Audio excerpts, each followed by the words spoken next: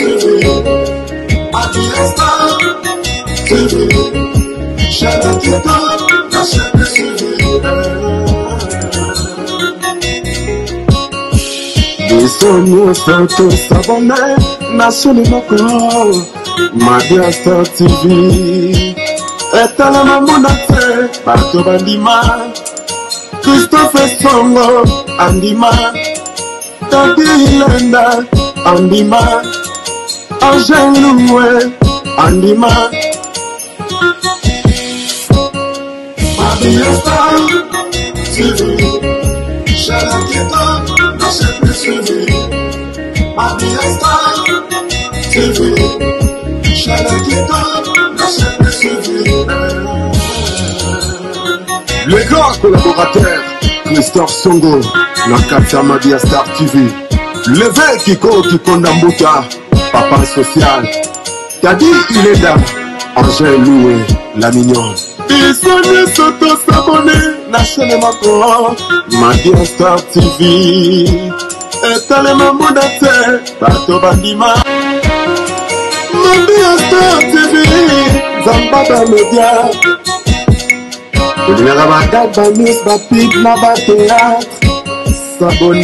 Amis internautes, bienvenue dans votre chaîne Mabia Star Télévision, dans votre émission Kwangola au Daniti Manga. Azarana bino toujours wana pour appeler ça bino bilei na ndenge kakezalaka parce que biso na kati ya Mabia awangwa kungwa tozaka toujours au four et au moulin. Na kati ya Mabia wa tozalaka toujours wana pour na kopesa bino bilei ndenge kaka bolingaka. Je pouvais pas commencer cette émission sans pourtant remercier ou soit dire de big salutations comme ça à maman Mabia Star Kolwe Loko depuis Londres. Et pourquoi pas de voir comme ça Christopher Songo, moi mon balo azanga le côté na poche na kata Londres wana. Et là na moni directement maman Mimika Songo depuis Londres. Et pourquoi pas de voir maman Titina de Londres, maman moro bien, maman moro donc maman moro bien kaka, maman moro bien. Et pourquoi pas de voir comme ça Blanchard ma bala Fumuya Miyake. Et Angel Loué, mon star, Azastar, Daniti Mangasona Yaramba Mboye, parce qu'il y a à dire, aujourd'hui on doit faire l'analyse, il y a concert, il y a fallu Poupa, le King, Nakati, Stade, Eko, les Gandengini, Bandeko, Bamatos, Balobi déjà, Ekoya, ils ont déjà Nanzela. Mais Bandeko, Nakati a émission vraiment, n'a beaucoup plus pour Analobi, la Yango pour Nanini, concert. Bandeko, est-ce que c'est vrai? Maloba aucun piana alobaki 1500 billets ils a déjà vendu na concert il a fallu pour pas ils a solo to découvrir on a quatre émissions ils a la connecter ils a la brancher parce que oya baba vérité ndenge ni makambo za ko évoluer fallu pour pas azwa ki temps pour annoncer biso concert oyo c'est dit à quoi fallu pour pas so bota la fallu mikolo fallu azana ba attitude moko boye o izali alingaka te ko annoncer likambu soki nanu azu vraiment ba point o eza sûreté. Et lorsque makambu nyonso epesami et tosami ne fallu aye ko annoncer biso que concert et kozala bel et bien le 29 oyo bandeko na mystique a fourmi na olingana nu na otela bino ba vidéo bo mona ndenge nini ba wario basalaki ba marche ba wario bakendaki na stade ko visiter stade pour ba la kisa to pour ba loba que ils sont là derrière pour soutenir leurs musiciens ou soit leurs artistes na kati wana Fali Poupa alingi ala kisabiso que Azape le king, Aza le roi. C'est bon. Et Fali Poupa alobaki que na Congo tozana ba étape oyo il faut qu'on les cadre. Déjà ba beta ba Olympia, ba beta ba Bexi. Il faut pas approuver de quoi il est capable. Et puis Fali a prometté qui biso bandeko que tokomona ba étranger ba koya concert tokomona ba ivoirien tokomona parce que ba wario baza un peu partout mingi nga solo na bandeko langa mo ya ba wario bazaka na yolo et fallait le king aza pena na ba azana batu maloba ya Ken Piana keba makambo za koloba ezala bongo te tika artiste asala musala na ye ndenge oyo eza kokende. Déjà moi je loue geste oyo je crois que ndeko la biso moko c'est un artiste comédien aussi Papa Zamba o lelo azape wario malgré na okangela bino son na olekisa bino ndenge ni bazaki na stade parce que baba ne ko bina pe musique na bango ya leader na bango o auté ko binisa parce que na koki ko tia yango te po yo yebi boyebi bandeko ndenge zalaka ka na YouTube so ya batu soki za réclamer et ça a déjà un problème mingi na bakata ba chaîne na biso ba wario nyonso baza mobilisé. Pour moi je loue cette geste que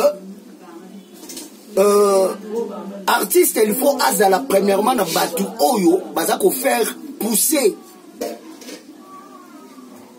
art na ye et que na liboso et non jamais ba o baza ba profiter. Quand je parle de la profiteur ezala ba misusu ba koloba makambo oyo kutu fali atindi bango te na media ba ya baloba yango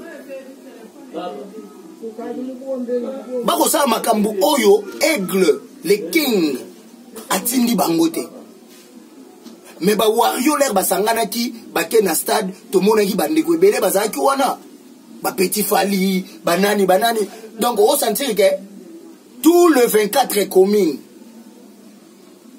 bango moko dans la stade. Oui, c'est vrai aussi.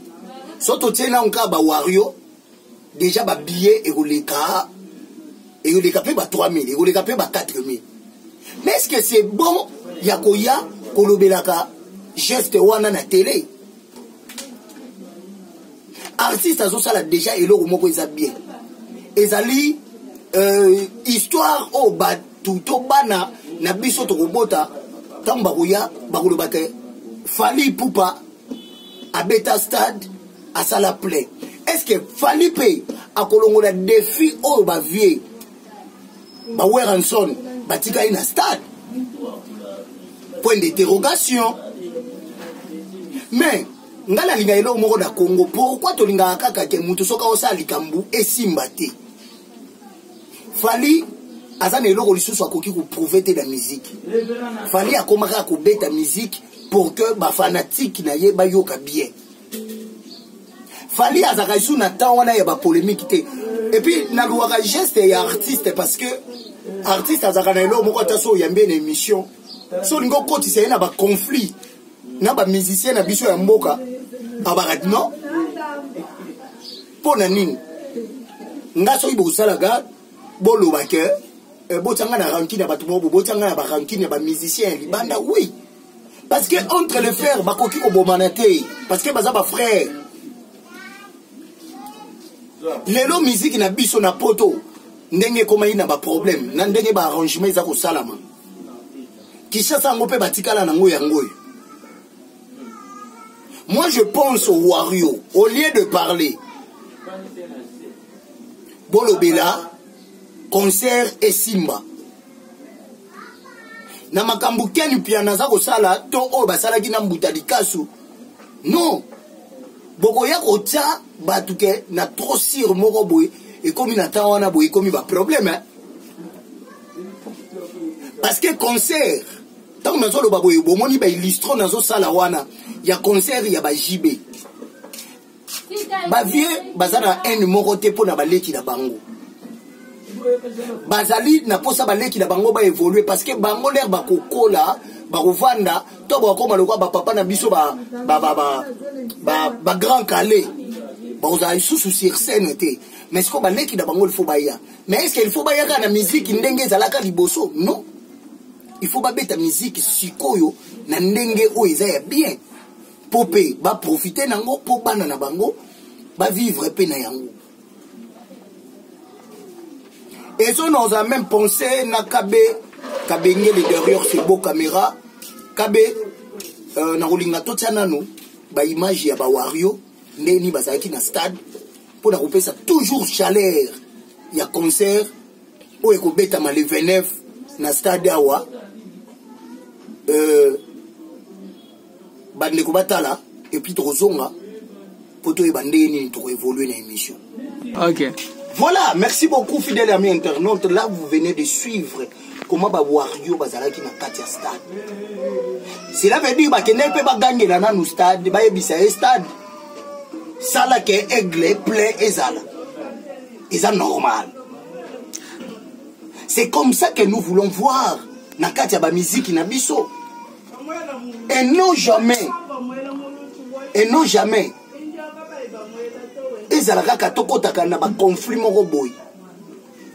Moi j'aime que musiciens les raopeta concert ben invité na ye eza bandeko na ye ya Kinshasa.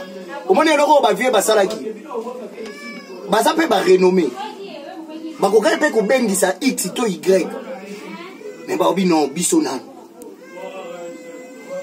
Concert ya fali premièrement ba tumisu ba ba ke fali ko inviter. Fali ko inviter te. Bozela na bino ko te loko wana te.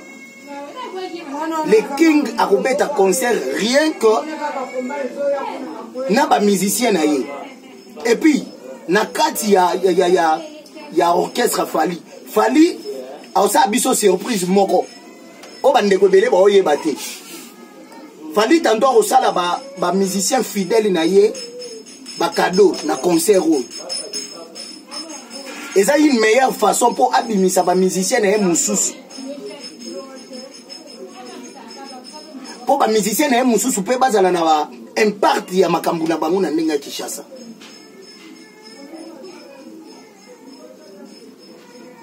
Mais lelo oyo ota la place moko ken perna soka za ko loba to azoko sa ba analyse na ye il faut ka ba kotisa kombo ya artiste X to Y. Fali Poupa n'a pas besoin soki bozo loba la makambu na ye bokoti saka ba kombo ya ba frère na ye. C'est pour cela moni er moko Fali alobaka na ba musicien na soki ezake ba bengi bino production mo bokoko ke na bino ko beta. Mais na kati ya nini na bino botcha le King te botcha Fali te. Omoni ki apesa pe bandeko vie. Mais pourquoi yo soko lingi ko sala analyse to ko lobela eloko ya artiste il faut tsa kombo ya artiste mususu okole yango na kati. Et ça la nini Fali Poupa les kazalaka na quartier la terre et pas ya les Rambo. Fali approuver makambo ebele hein.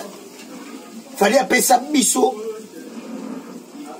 ba makambo mususu oyo lelo na stade ndeto ngito retrouver lisusu Fali wana. Tolingi to mona Fali ya aigle et puis to mona Fali ya ba facette nyonso na concert o ya le 29. Fali ko banda biso Fali ya depuis ti Fali ya lelo. Ba surprise eze belé na kata concert wana. Mais oyo ozali wana pona ko vanda ko loba ke concert ya muninge simba te na ebite motema nini wana. Boliaka nini pona ko luka ba malheur ya baninga. Bravo le King Fali Poupa déjà réussite totale. Ngala olinga aigle o memela ngondengo ke na ngwana. Ça fait du bien. Parce que ba Wario seul baza capable ya kosala Bible na ndenge moko ya bien. Monde kata batu bisuso ba ya po bataka ba polémique kata bien. Nga santaka ba mususo na obima na avenue na nga bandeko moko ba Wario bazaka na yolo wana ya na avenue baboro. Bango ko kiko boma bango pona Fali. Ah, le 29, le 29, le 29, oui, parce que je veux voir ces beaux Fali. aza kobeta concert moko eza historique aussi ndenge bavie na biso bajibe bauta ekobeta ya le king pesa concert moko historique parce que fali akokota na liste pe ya ba grand parce que na Kinshasa po ba confirmer il faut stade wana tonde nzungu amafana batu bayeli balete mais batu bayeli musique. Est-ce que vous comprenez un peu? Moi j'aimerais que naba parlonta nyonso batu baza koloba. Vous devez laisser cela. L'artiste ayebi makamunini asa kosala. Tant vous fallait azwa ki penser à kobeta concert moko na stade. Ayaki ko consulter motu te. Ayebi makamu oye moko asali. Ayebi ba préparatif ni na sali pour que lelo aya ko yebisa biso ke akobeta stade de martyr. Si ko fali soka lobi a kosala plein etali nani. Mais fallait à qui bien. Même 1000 personnes, même 2000 personnes, l'essentiel a beti concert na mboka na ye et puis wapi na kati ya stade. On dit que azali na posa ba polémique moko ya mike wana te. Bandeko ceux qui toza ko lobela ba artiste to lobela bango na sens bien. Wana nde bandoza bien. Mais surtout lobela ba artiste na balolenge moko boye poto tsaka bango na ba ranking. Tant ya ranking na musique si la évident kala. Tant ya ba problème et si la évident nango kala. Totika muntu na muntu asa misala na ye. Daniti manga sala ka ki journalisme. Daniti manga banda ye pa ya mama Mabia Star. Ese récite ezali na chaîne to ezate. Wana batu bango mo ba ko juger. Yango mona lobaka soki nzambe azongi te biso toujours na kati ya Mabia Star. Mais so nzamba zongi biso nyonso na ba mama Mabia Star to kangi bisaka na biso lolai wo. To sara musala concert il a fallu pour passer bel et bien confirmer le 29 oyo et vous avez vraiment makambu là déjà aussi dans cette émission parce que na kati ya Mabia Star biso lobela ka makamba malamu so sali malamu to loba malamu so sali mabeto ya vraiment au mona Daniti manga pena ya facette ya bien wana. Est-ce que vous comprenez un peu? Donc pour na koloba concert et ça très bien fallu à tout planifier déjà et vous allez bien et merci à vous fidèles amis internautes vous prêta kingai oreille na bino pour botala nga Daniti manga na bino lisusu na kati ya Mabia Star TV awa ka ndenge zalaka ka ndenge tolukaka kopesa toujours makambo ya malamu na kati ya chaîne na biso toza wana pona ko continuer ko sala ba recherche ya koluka et puis musala na biso ezaka ndenge ezalaka. Quant à moi je dis merci na bino nyonso mama kozaka na temps wana pona kolanda chaîne na bino ezalaka biso c'est que je vous demanderai toujours ezaka ke bo s'abonner na kati ya chaîne na biso pour que yango déjà une meilleure façon de soutenir jeunesse congolaise. Merci. Quant à moi, je dis merci à celui qui est derrière ces beaux caméras. Là, je vois Kabeka Bengel. Et quant à moi, je vous dis bye bye. Star TV, yango na bino na koka sentiment ngaso na bakali ka mo emotion na penta. Balubi bo s'abonner massivement na Mabia Star TV. Oya kusabone ta kurate. Pona nina kurate? Ukurate po ukutala ba théâtre te, ukutala ba gagi te, ukutala ba émission te. Yango tulubi bo s'abonner massivement na Mabia Star TV. Songo bo shano kanshika biya ngana ringi ya bani ya kami ko pesa nga pasadi wa